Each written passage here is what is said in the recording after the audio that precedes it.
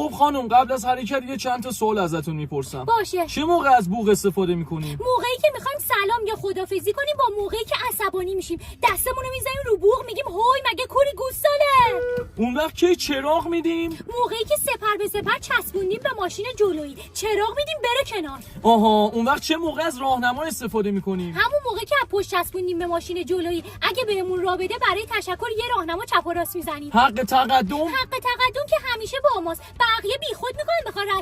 سرعت مجاز تو اتوبانا چقدره؟ 180 الی 200. یعنی چی؟ تو کدوم اتوبانی با این سرعت میشه رفت؟ اتوبان تهران کرج.